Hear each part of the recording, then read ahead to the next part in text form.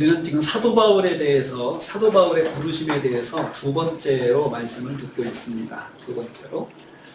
지난 시간엔 사도 바울의 부르심 중에서 사도 바울이 주님을 만나는 장면, 최고로 주님께 적대감을 가질 때 주님께서 찾아오셔서 사도 바울을 부르셨고, 사도 바울이 그 부름에 응답했습니다. 오늘은 사도 바울의 사역의 맨 마지막 종점 부분에서 우리가 말씀을 듣겠습니다. 부르심이란 것이 무엇인지 듣기를 원합니다. 우리가 이런 경우가 있습니다. 어떤 때는 모두가 다 그 길은, 그 일은 위험하다. 그것은 고통뿐이다. 고난이 있다. 괴로운 일이 있다. 그것을 예고받고 일을 할 때가 있습니다. 그래서 주변에 있는 사람들이 다 말리죠. 하지 말라고, 그건 하지 말고 잠깐 쉬라, 이렇게 말릴 때가 있습니다. 그래서 그러한 것들이 그냥 한 사람만 하는 게 아니라 모두가 그런 입장에서 그런 느낌을 받고, 또 특별히 기도하는 사람들이 한결같이 그런 충고를 해줄 때 우리가 감당해야 할 일에 대해서 고민을 많이 하게 됩니다. 내가 과연 이것을 해야 될까 생각하죠. 또 하나님의 일이라고 하는 것은 어떤 상황에서는 멈춰야 될 때도 있고, 어떤 상황에서는 계속해서 가야 될 때가 있습니다. 사실 그런 것들이 판단하기가 쉽지가 않습니다. 그리고 주변에서 또 경건한 사람들의 조언이 있을 때, 충고가 있을 때는 그 일들에 대한 그 결정을 하는 데 있어서 많은 혼란이 일어납니다. 오늘 사도 바울이 그런 상황에 처했습니다. 사역의 마지막 종점 부분에서 이런 일을 만나게 된 것입니다. 예루살렘으로 갈 것이냐 말 것이냐, 이 문제입니다. 사도 바울, 예루살렘으로 갈까요 말까요? 이 문제가 사도 바울이 당면한 문제였습니다. 많은 사람들이 예루살렘으로 가면 안 된다, 가지 말라 말렸습니다. 그리고 또 실제로 예루살렘으로 가는 길에는 어떤 일이 일어날 것인가 하고 예고도 해 주셨습니다. 하나님께서 성령을 통해서 경건한 사람들의, 기도하는 사람들을 통해서 예루살렘 가면은, 거기 가면은 고난이 있다, 그리고 죽음이 기다리고 있다 라고 그렇게 한결같이 예고가 되고 있습니다. 그런데 예루살렘으로 가는 길을 이제 바울이 결정해야 되는데, 바울이 예루살렘 가기로 결정했습니다. 오늘은 그걸 통해서 우리에게 주시는 하나님의 음성을 듣기를 원합니다. 오늘 말씀은 3차 전도 여행의 막바지에 있는 사도 바울의 상황을 배경으로 하고 있습니다. 사도 바울이 3차 전도 여행이 중입니다. 그러니까 사도 바울이 일생에 3번 전도 여행을 했는데 1차, 2차, 3차입니다. 그것도 이제 3차 여행의 마무리예요. 마무리. 그러면 사도 바울의 나이도 이제 많이 먹었겠고, 그리고 또 사도 바울이 할 만큼 일도 많이 했겠고, 또 사도 바울이 이제는 일을 안 해도 이제 3차 마무리하고 여기 이 지점에서 쉬어도 되겠다는 생각이 듭니다. 그리고 이제 마무리 시점에서 굳이 예루살렘까지 가야 될 필요가 없습니다. 왜냐하면 그동안 이제 모든 사역은 마쳤고, 예루살렘은 전도지가 아니었습니다. 선교지가 아니었어요. 거기는 보고하는 곳이었습니다. 교회의 장로를 있는 곳이어서 거기 가서 사역을 보고하는 그런 의미가 있기 때문에 예루살렘 방문은 상징적 의미가 있습니다. 굳이 하지 않아도 다 알고 또 하지 않아도 되는 그러한 방문입니다. 사도 바울을 통해서 예루살렘에서 시작된 교회는 유대와 사마리아와 안디옥까지 확장되고 나가서 이제는 로마까지 확장되는 과정을 설명하고 있습니다. 사도 바울이 동역자들과 함께 이제 계속 가면서 한 가지 고민이 발생했습니다. 동역자들이 자꾸 하나님의 음성을 듣기 시작합니다. 예루살렘 가면은 안 된다. 예루살렘 가면은 고난이 있다. 예루살렘 가면은, 거기 가면 이방인의 손에 넘겨지고, 그리고 또 죽음의 길을 갈 것이다. 이렇게 합니다. 여러분 사도행 20장 23절 보십시오. 20장 23절. 먼저 읽겠습니다. 같이 읽습니다. 시작. 오직 성령이 각성에서 내게 증언하여 결박과 환난이 나를 기다린다 하시나. 그러니까 우리가 지금 21장에 와 있잖아요. 20장부터 사도 바울에게 예고하는 게 성령께서 각 성에 들릴 때마다 증언해 주셨는데, 결박과 환난이 나를 기다린다. 예루살렘 가면 결박과 환난이 기다린다고 성령께서 그렇게 말씀해 주신 거예요. 에베소 교회 장로들을 밀레도에 불러가지고, 그래서 이제 사도 바울의 자기가 마지막이라는 것을 의식하기 시작했어요. 내가 다시 이 길을 못 오는구나. 이것을 의식했어요. 자기 나이도 있고, 그리고 예루살렘에서 결박당하면 거기서 과격한 예루살렘의 유대인들이 자기를 살려두지 않을 것이라는 사실을 바울은 직감하고 있었습니다. 유대인들이 어느 정도 사도 바울의 적개심을 가졌냐 하면, 사도 바울이 가는 곳마다 사살 특공대를 보냈습니다. 사살 특공대를 보내서 사도 바울을 죽여라. 그리고 사도 바울이 죽기 전까지는 절대 돌아오지 마라. 그리고 어떤 사람은 사도 바울이 죽기 전에 나도 절대로 죽지 않겠다. 이렇게 헌신한 사람들이 있었어요. 그만큼 사도 바울에 대해서 적개심을 가지는 유대인들이 많았습니다. 그곳으로 돌아가는 길이 결박과 환난이 기다리고 있다고 성령께서 경고해 주셨습니다. 그래서 바울은 21장 4절 말씀에 이제 그 21장 말씀에 이제 이런 일을 또 당합니다. 4절 말씀 읽습니다. 시작. 제자들을 찾아 거기서 2일에 머물더니 그 제자들 성령의 감동으로 바울로 예루살렘에 들어가지 말라.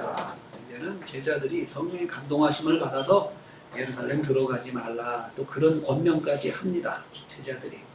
그러니까 제자들이라고 하는 것은 사도 바울과 가까이 있고, 그 다음에 그 예수님께 말씀을 듣고, 또 때로는 사도 바울의 말씀을 들어서 예수님을 알게 된 가까운 아주 핵심적인 교회 멤버들이 제자들이라는 표현입니다. 그들이 성령의 감동을 받았습니다. 어떤 감동일까요? 20장 23절에 있는 거죠. 예루살렘 가면은 결박과 환난이 바울을 기다리고 있다라고 하는 것이죠.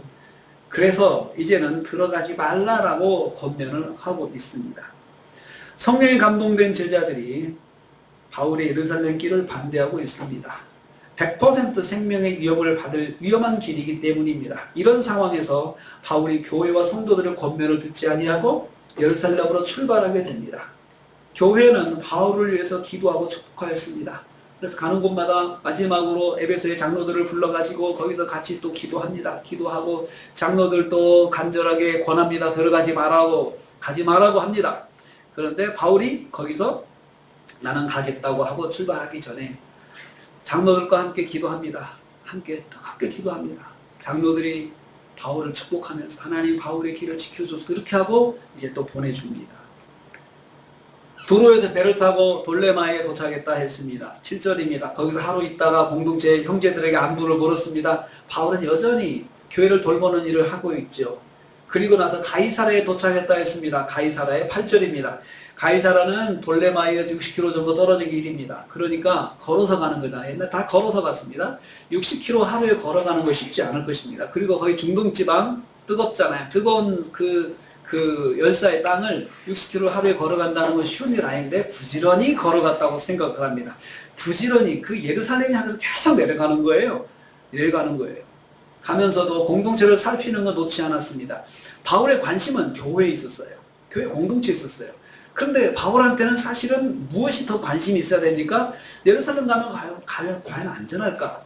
예루살렘 가면 안전할까? 바울은 그것을 위해서 심지어 기도했다는 말도 없습니다. 성령께서 경고하시고 성령께서 말씀하시고 제자들이 계속해서 그 위험에 대해서 경고하면서 가지 말 것을 권하지만 바울의 관심은 교회에 있었습니다. 그래서 그는 가면서 밤을 새면서 하나님 제가 예루살렘 가는데 지켜주세요. 이런 기도를 안 했습니다. 그런 기도했다는 말이 없어요. 그냥 쭉 갑니다. 가이사라에 도착했다는 가이사라는 헤롯 왕이 로마 황제 가이사 아구스토를 기념한다는 의미로 건축해서 도시를 헌사했습니다. 도시를 헌사해가지고 거기를 가이사랴다 가이사의 가이사의 땅이다라고 이렇게 표현한 것이죠.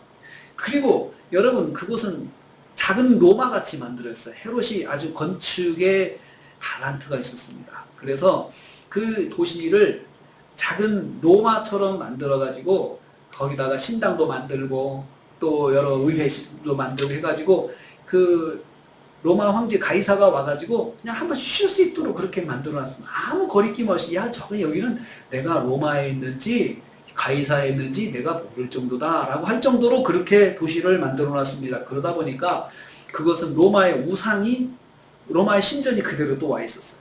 그래서 우상이 가득했어요. 이곳에서 전에 예수님께서 베드로에게 너희는 나를 누구라 하느냐 물으시면서 베드로의 고백을 받은 곳이 그곳입니다.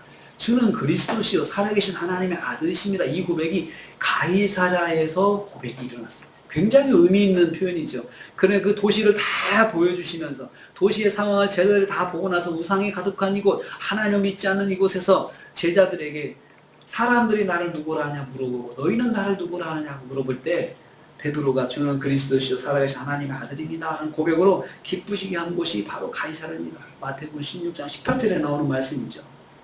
이곳에도 교회가 세워졌음을 알 수 있습니다. 그곳에도 교회가 세워진 것이죠. 그래서 바울이 예루살렘 가는 길에 이렇게 들렸던 것입니다. 그런데 거기에는 초대교회 집사 중 한 명인 빌립의 집이 있었습니다. 초대교회 집사인 빌립이 있다는 건 무엇입니까? 그곳에서 빌립이 교회를 세웠다는 것입니다. 왜냐하면 사도행전 8장 1절에 교회가 핍박, 스데반이 죽고 난 다음에 교회가 핍박이 있을 때 교회가 다 흩어져 가지고 가는 곳마다 거기서 숨어 지낸 곳이 아니고 가는 곳에서 또 교회를 세웠다 했습니다. 복음을 전했다 했습니다. 그러니까 빌립이 지금 가이사랴에 있는 것은 여기에서 복음을 전하고 이곳에 교회를 세웠다는 것을 볼 수가 있습니다. 그런데 그곳에 빌립의 집에서 이제 유하게 되었습니다. 하루 저녁 유하게 되는데요. 빌립은 네 딸을 데리고 있었습니다. 네 딸이 있었는데 네 딸이 다 예언하는 영성 있는 자녀들이다 9절 말씀하고 있습니다. 이것이 의미하는 것이 무엇입니까? 예언하는 영성 있는 이 네 딸들이 바울에 대해서 또 뭐라고 했겠습니까? 그들이 영성이 있기 때문에 바울이 예루살렘 가면 무슨 일이 있을 것이다 라고 또 바울한테 이야기했을 거예요. 아버지한테 이야기했겠고 빌립이 또 이야기했을 것입니다. 그것을 거기서 암시하고 있습니다.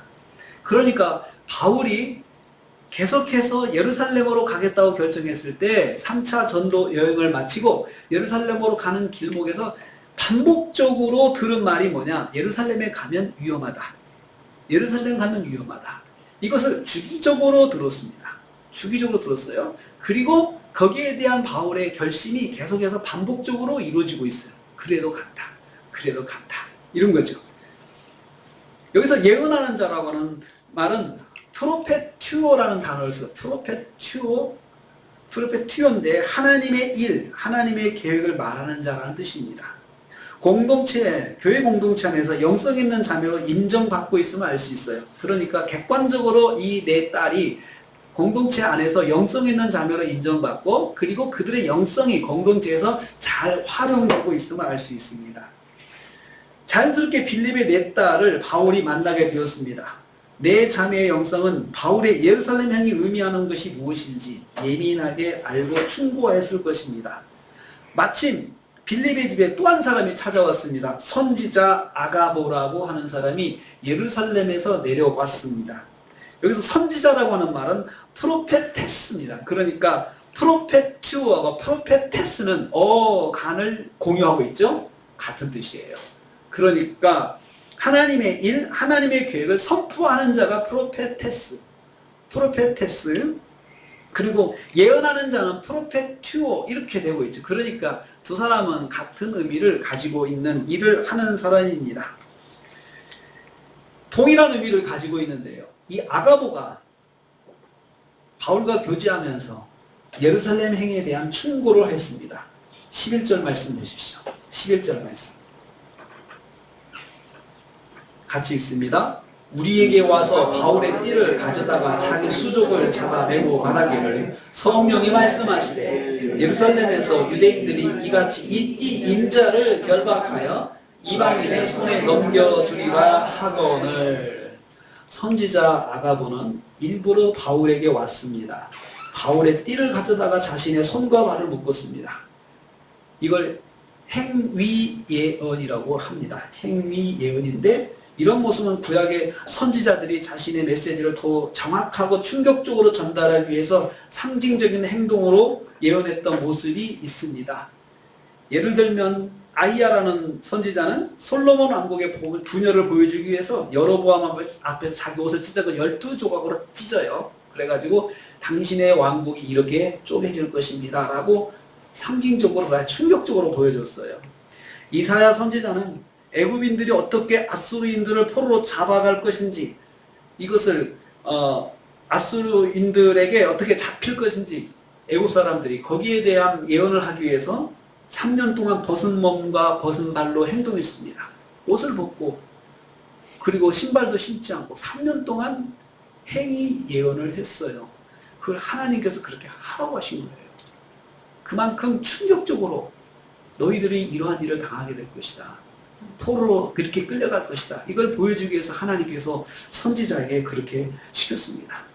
우리가 마지막에 선지자 이사야에 대한 그런 부르심도 묵상하려고 합니다. 기가 막힌 일을 하나님께서 이사야 선지자에게 시키신 것입니다. 여기 아가보는 바울의 옷에 띠를 풀어다가 자기 몸에 묶고 자기 손을 묶으면서 예루살렘에 들어가면 이 옷의 임자가 이런 일을 당할 것이라고 하나님 성령에 감동돼서 예언을 했습니다. 여러분, 예언이라고 하는 것, 하나님의 예언의 말씀, 여기에 특징이 딱 한 가지 나와 있죠. 우리가 캐치할 수 있어요. 예언의 말씀이라고 하는 것은 변하지 않습니다. 불변하죠. 메신저는 바뀌어도 내용이 똑같죠. 왜 그래요? 한 번 하나님의 말씀이니까 변하지 않는 거죠. 변하지 않습니다. 그래서 예언이라고 하는 것이 옛날에 그 말세 10월 31일 날 하나님 말씀, 하나님께서 주님께서 재림하신다 이렇게 해놓고는 31일 날 안 오시니까 연기됐다 했잖아요. 연기됐다고 이단들이 그랬는데, 그 예언이라고 하는 것은 그렇게 한 번이라도 변하는 것이 아니에요. 하나님의 말씀은 하나님은 완전하시고 완벽하신 분이신데 생각이 변함이 없으시고 그분은 완전하신 분이신데 생각을 계획하신 것을 선포하시고 이걸 바꾸시는 분이 아니에요. 절대로 하나님께서. 그렇기 때문에 내가 하나님의 음성을 들었다라고 이야기를 하고는 나중에 그게 아닌가 보다라고는 자기 실수는 인정할 수 있지만 그 실수를 덮기 위해서 하나님께서 계획을 변경하셨다. 이렇게 말하는 사람들이 있습니다. 그것은 그 예언이 잘못됐다는 거예요. 그러니까 그 예언은 10년이 지나도 똑같은 것이고 변함이 없는 거죠. 사도 바울이 예루살렘으로 가는 길목에서 성령의 감동을 받은 사람들이 사도 바울에게 예언하는 말이 한결같이 똑같잖아요. 그 똑같다는 것에서 우리가 알 수가 있습니다. 이 사실을 기억해야 됩니다. 하나님의 뜻이라고 확신했다면 그 사실을 명확하게 확인하고 변하지 않아야 합니다. 그러니까 하나님의 뜻이다라고 생각이 될 때 정말 다시 한번 되새겨서 검증을 좀 해야 돼, 자기 나름대로. 그리고 그것이 내가 한번 아멘이라고 하나님의 뜻이라고 아멘했으면 끝까지 지키는 것이 하나님의 뜻입니다. 내 상황이 불리해도, 지금 바울이 그렇잖아요. 불리하잖아요. 지금 그대로 순종했다가는 죽게 생겼잖아요. 그러니까 가까이 있는 사람들이 다 똑같이 안타까운 마음으로 바울을 말리고 있어요. 가면 안 된다고 해요. 공동체를 위해서 가면 안 된다고 생각하죠. 그리고 바울은 할 만큼 많이 했어요. 이젠 쉬어도 되는데 왜 또 거기까지 가가지고 그 고생을 하시냐, 그 말이죠. 그런데 사도 바울이 한결같습니다. 하나님의 뜻이니 순종하겠다는 입장이에요. 앞에서 만난 교회 공동체 형제들처럼 예루살렘행을 반대하지는 않았습니다. 아가보는 그랬습니다.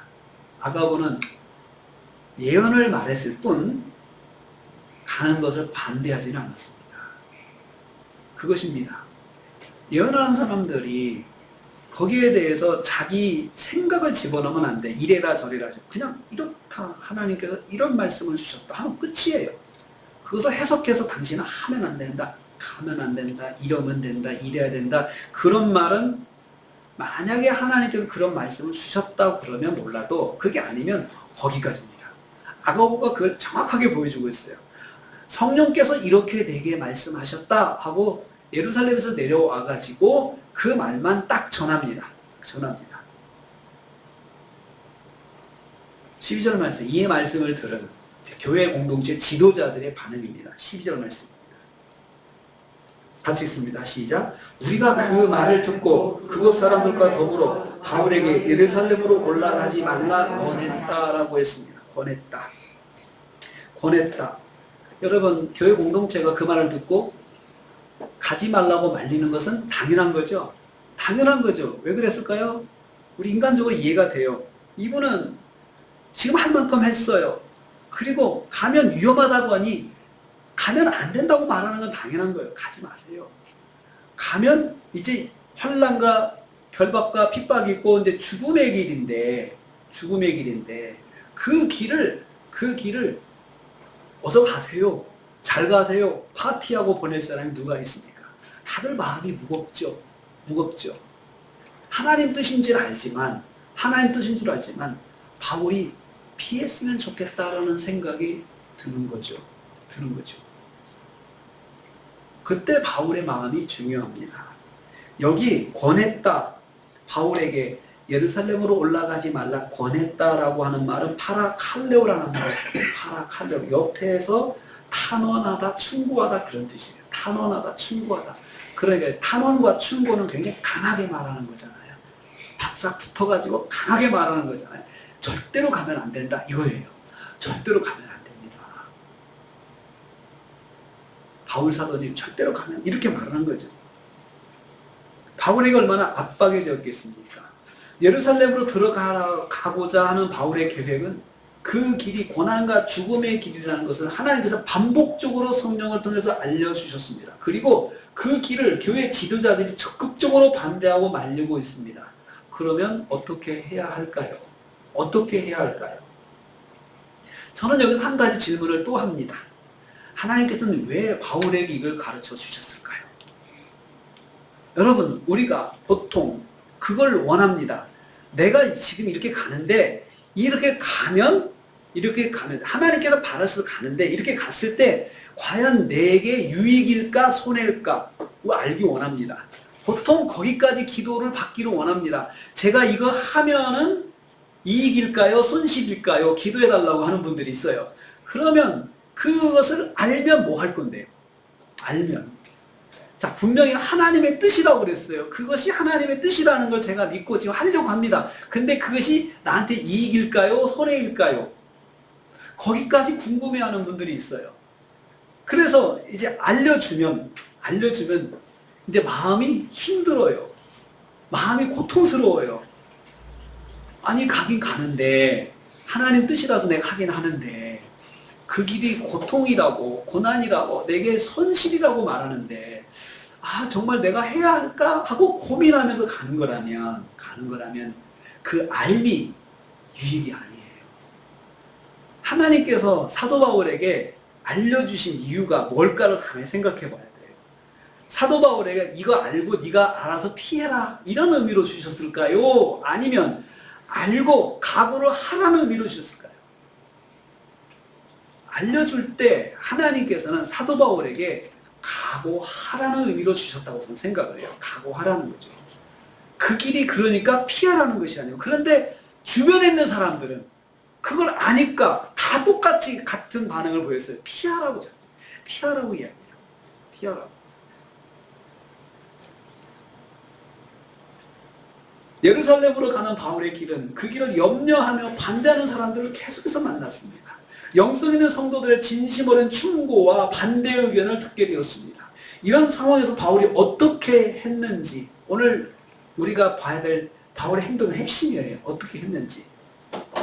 13절 말씀 보겠습니다. 13절 말씀.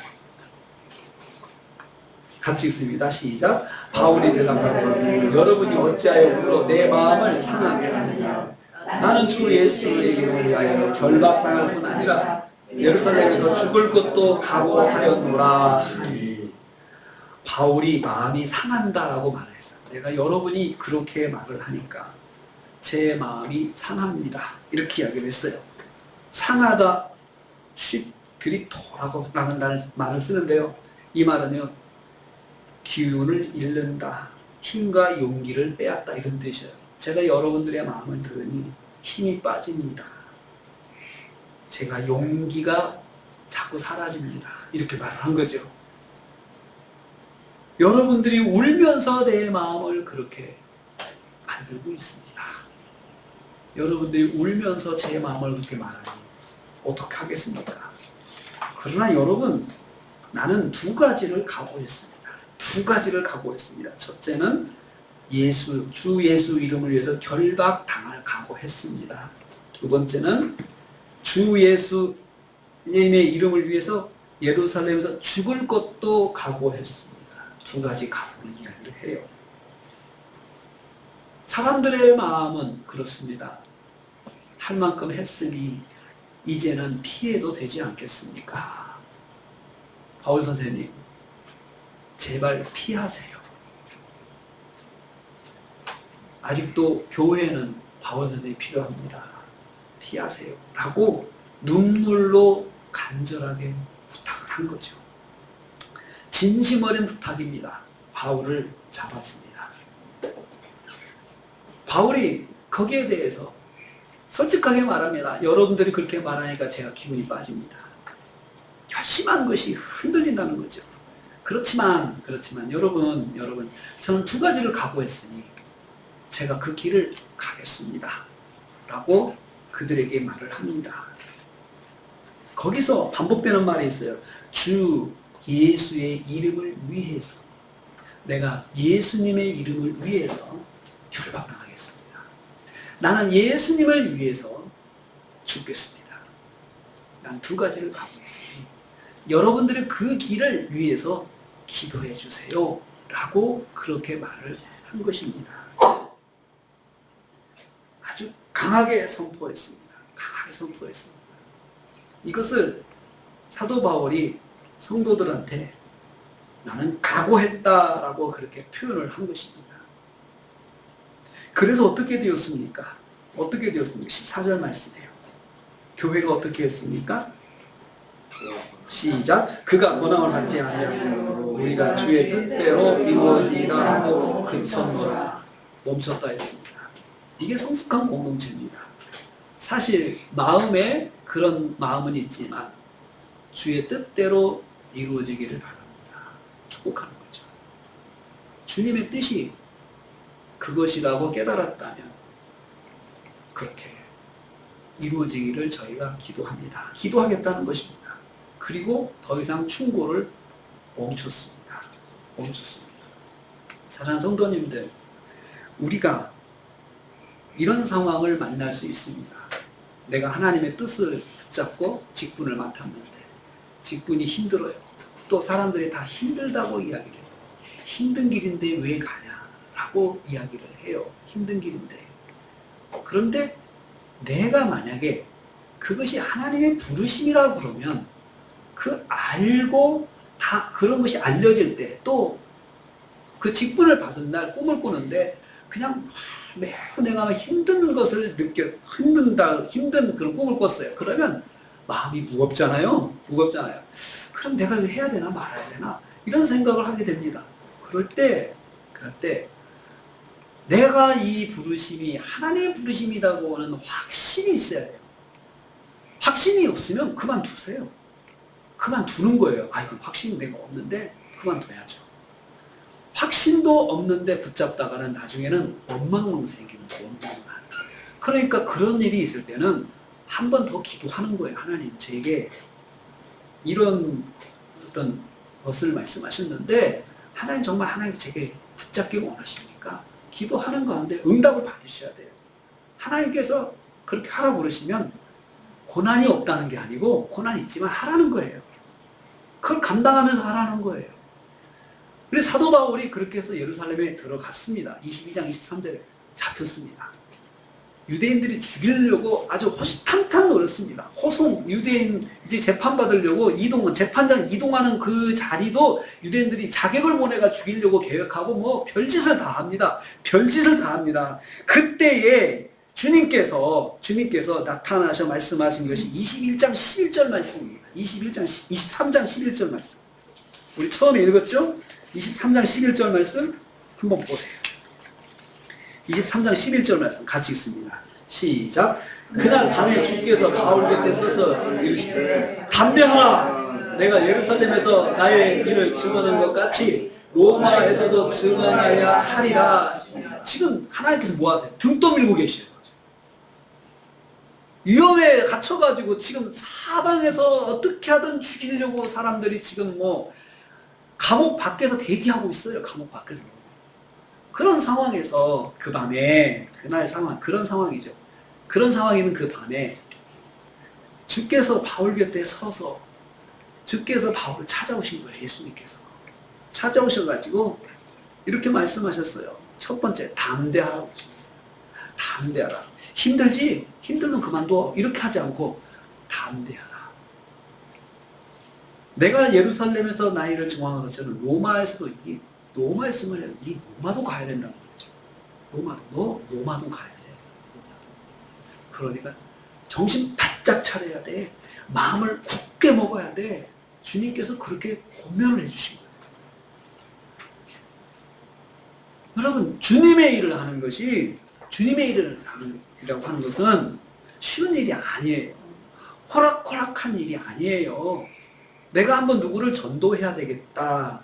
내가 믿음으로 봉사해야 되겠다.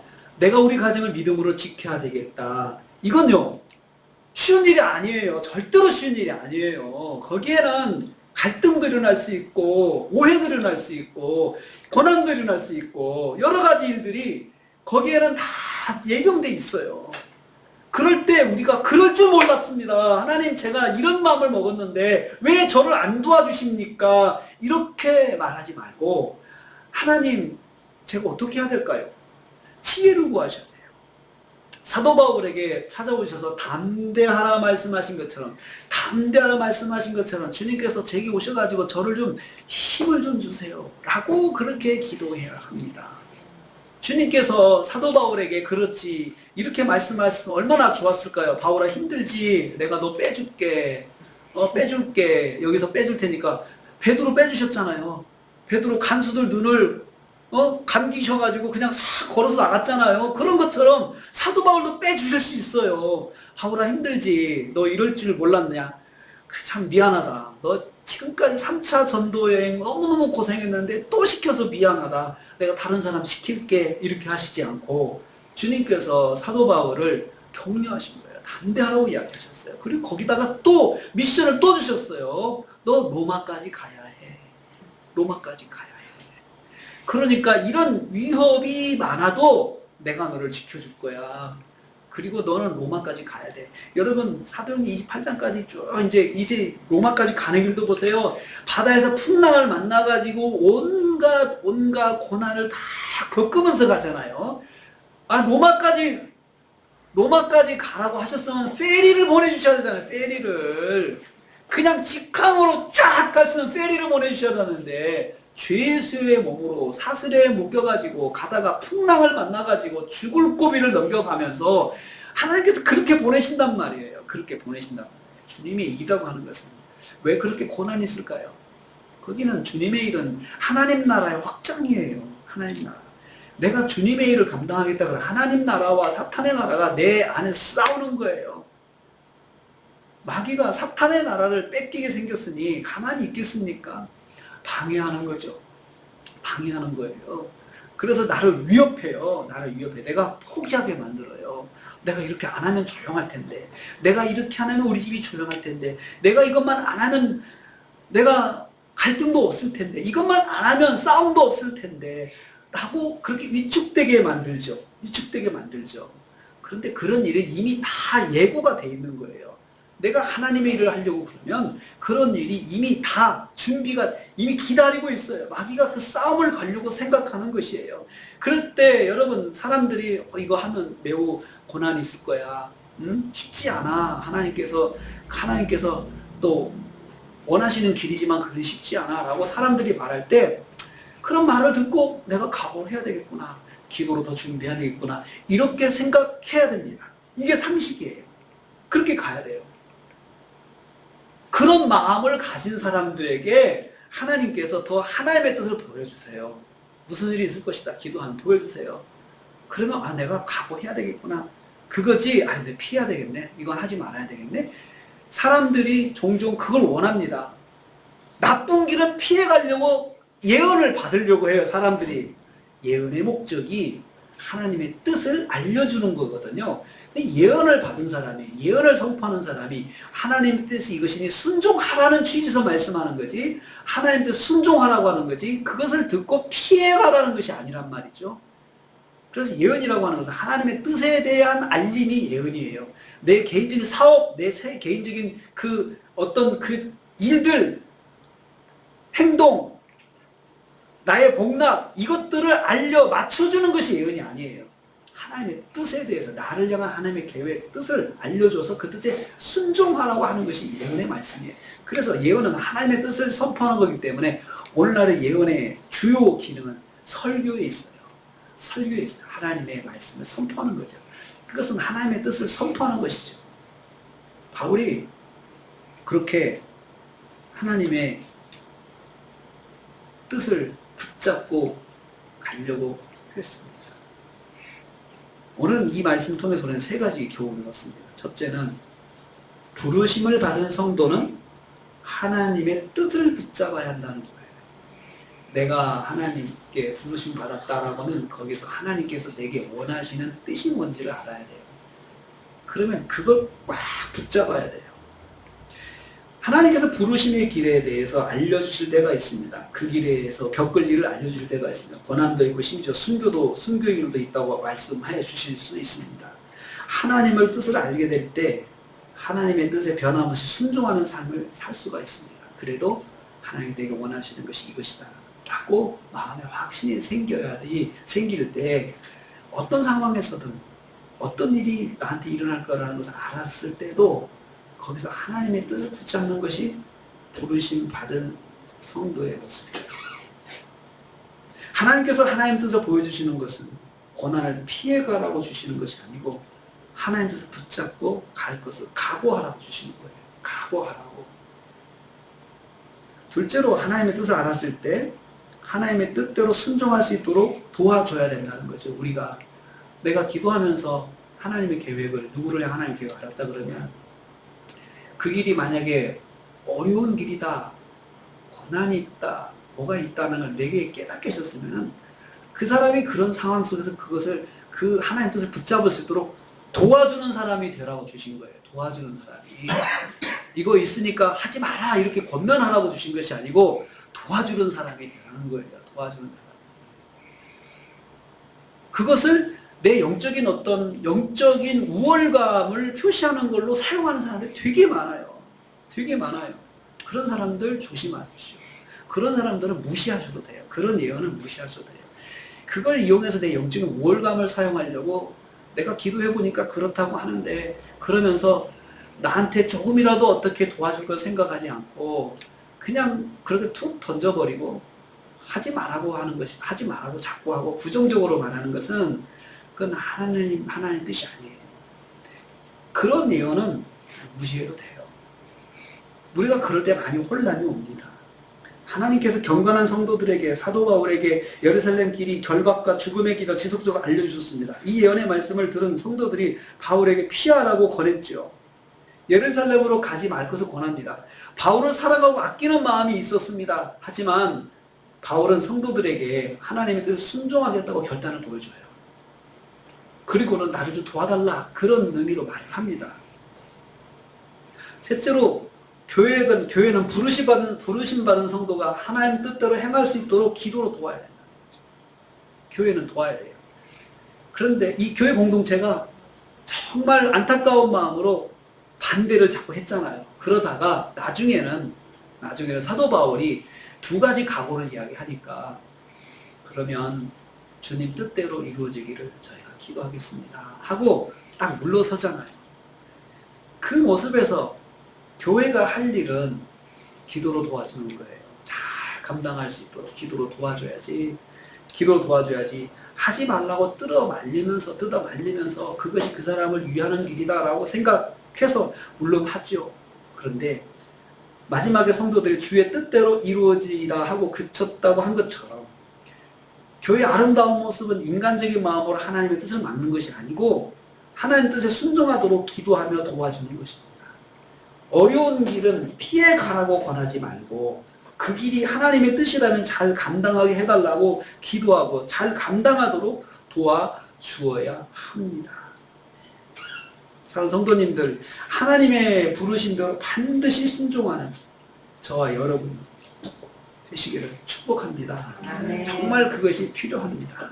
이 시대에 정말 주님께서 원하시는 거라면 내가 순종해야 되겠다. 그 길이 어려운 길이라도 주님께서 원하시는 거라면 내가 각오를 해야 되겠구나 라고 하면서 더 하나님과 가까이 가는 길이 열리는 거예요. 그러면 더 예민하게 하나님께 기도하고 하나님의 뜻이 무엇입니까? 자꾸 찾을 거 아니겠습니까? 피해가려고 하면은 하나님을 찾지 못합니다. 피해가려고 하면. 그것이 주님의 부르심입니다.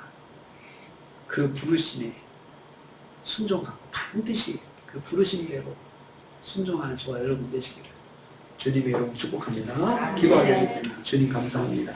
오늘은 바울이 주님의 부르심에 끝까지 순종하는 모습을 보여주셨습니다. 예루살렘으로 가는 길이 결박과 죽음의 길인 것을 알았지만 주님의 뜻에 순종하는 바울을 보게 하셨습니다.